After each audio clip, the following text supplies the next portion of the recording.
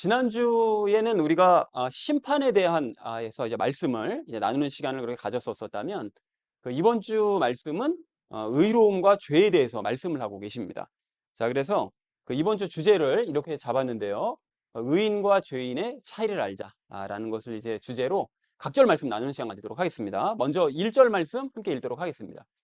율법은 다가올 좋은 일들의 그림자는 가지고 있으나 그 일들의 형상 그 자체는 아니므로 그들이 해마다 계속해서 드린 그런 희생물들로는 거기로 나오는 자들을 결코 완전하게 할 수 없느니라 라고 말씀합니다.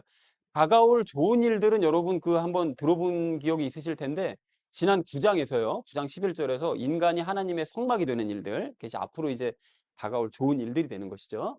이제 그 일들을 이야기합니다. 자, 그런데 그것의 그림자는 가지고 있으나, 그러니까 율법은 인간이 성막이 되는 일들에 대한 그림자를 가지고 있다는 거예요. 뭔 소리냐? 성막과 관련된 그 율법의 조항들이요. 그 기록되어 있는 모든 조항들은 인간 성막을 예표를 하긴 한다는 거예요. 가령 예를 들어서 뭐 앞으로 성막은 이런 식으로 지어라. 그것이 다 율법에 기록되어져 있죠. 그리고 각 그 성막 안에는 뭐 어떤 물건들이 배치가 되어야 되고 또 어떤 식으로 제사를 드려야 되는. 이 모든 것들이 다 의미가 있다고 그랬잖아요. 그것이 각각이 다 우리의 육체와 혼과 영을 의미하고 또 혼적으로는 우리가 기도드리고 말씀드리는 일을 성령님의 빛 비추시면 해야 돼. 이 모든 것들이 다 율법에 기록돼 있죠. 근데 이 모든 것들이 다 인간 성막에서 예표하는 것이 맞긴 맞다는 거예요. 이제 맞기는 맞는데 그 일들의 형상 그 자체는 아니라는 거죠. 즉 율법의 그 조항들이 인간 성막 그 자체일 수는 없다는 거예요. 당연한 얘기죠. 그것은 그냥 앞으로 다가올 일에 대한 설명을 해놓은 것이지 그것이 인간 성막 자체가 될 수는 없는 것입니다. 자, 그래서 해마다 계속해서 드린 그런 희생물들, 즉 대속죄일에 드리는 그런 희생물들이나 뭐 기타 여러 가지 희생물들, 그걸로는 사람을 완전하게 할 수 없다는 거죠. 그러니까 희생물을 드리는 율법적인 행위를 아무리 율법에 기록된 대로 열심히 행한다 할지라도 그것이 사람의 영을 완전하게, 즉 죄를 제거할 수는 없다라고 명백하게 말씀하고 있는 것이 10장 1절의 의미가 되겠습니다. 어떤 내용인지 이해가 되셨죠? 자, 그래서 1절을 이렇게 정리해 볼 수가 있겠는데요. 성막과 관련된 율법의 조항들은 인간 성막을 예표하는 것이긴 하지만 인간 성막 그 자체는 아니기 때문에 대제사장이 해마다 희생물을 드리는 그런 율법적인 행위를 해서는 아무리 열심히 해서도 해봤자 사람들의 영을 결코 완전하게 만들 수는 없다. 그것이 율법의 한계다라는 것이 1절의 의미가 되겠습니다. 자, 이어진 2절 말씀 우리 함께 읽도록 하겠습니다.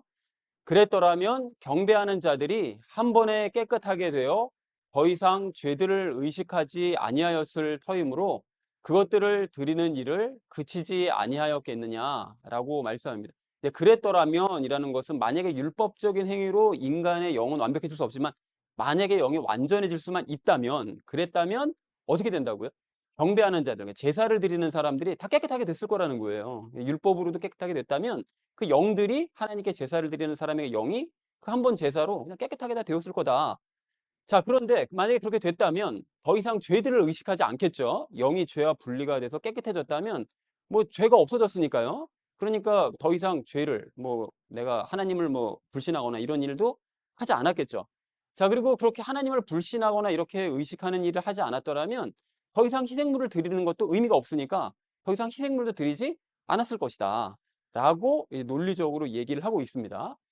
자, 그래서 2절 말씀을 이렇게 정리할 수 있겠는데요. 율법적인 행위로 영이 깨끗해질 수만 있었다면 제사를 드리는 자들이 한 번에 깨끗하게 되었을 것이고 그랬다면 더 이상 죄를 의식하지 않게 되었을 것이기 때문에 희생물을 드리는 일도 당연히 하지 않았을 중재하고 말았을 것이다. 라고 얘기합니다. 그러나 그렇게 되지를 않았기 때문에 계속해서 희생물 드린 거다. 이렇게 얘기를 하고 싶은 거죠. 자, 이어진 3절 말씀 함께 읽도록 하겠습니다. 그러나 그 희생물들에는 해마다 죄들을 다시 생각나게 하는 것이 있나니라고 얘기합니다. 그 희생물들이라는 건 아까 전에 말씀드렸던 대속죄일에 드리는 희생물들 그리고 기타 희생물들 이야기하고 있습니다.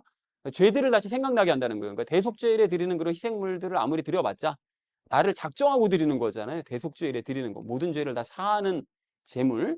근데 그거를 드려봤자 죄의 문제를 근본적으로 해결할 수는 없다는 거예요. 한계가 있기 때문에. 자, 그래서 제사를 드려도 계속해서 죄는 생각이 난다는 거예요. 그러니까 죄와 분리가 되지 못하기 때문에 죄는 계속해서 내가 죄를 지었지라는 생각이 계속해서 날 수밖에 없다는 것이죠.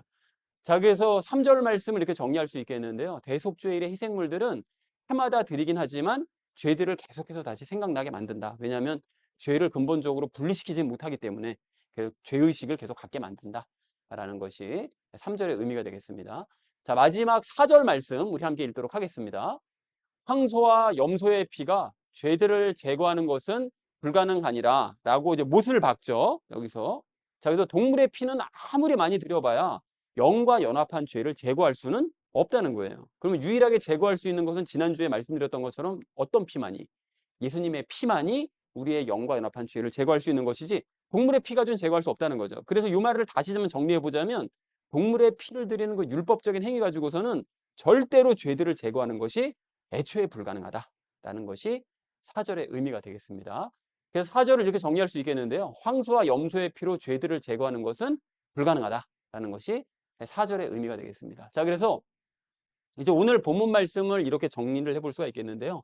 성막과 관련된 율법의 조항들은 인간 성막을 예표하는 것은 맞지만 인간 성막 그 자체는 아니다. 그래서 해마다 드리는 대속죄일의 희생물 가지고서는 인간들의 영을 완전하게 할 수는 없다. 자, 그래서 율법의 행위로 인간의 영을 완전하게 만약에 할 수 있었다면 제사를 드리는 사람들이 한 번에 깨끗하게 되어서 더 이상 죄를 의식하지 않게 되는 것이 이제 맞았을 것이고요. 그랬다면 희생물을 드리지도 않았겠죠. 그것이 이제 2절까지 내용이고요. 그런데 대속죄일의 그런 희생물들은 뭐 아무리 드려봐야 죄를 생각나게 할 수밖에 없는데 그렇게 될 수밖에 없는 것은 동물의 피로 죄를 제거하는 것이 애초에 불가능한 일이기 때문에 그건 아무리 많이 드려봐야 의미가 없는 것이다 라고 얘기했다는 것이 오늘 본문 전체 내용이 되겠습니다.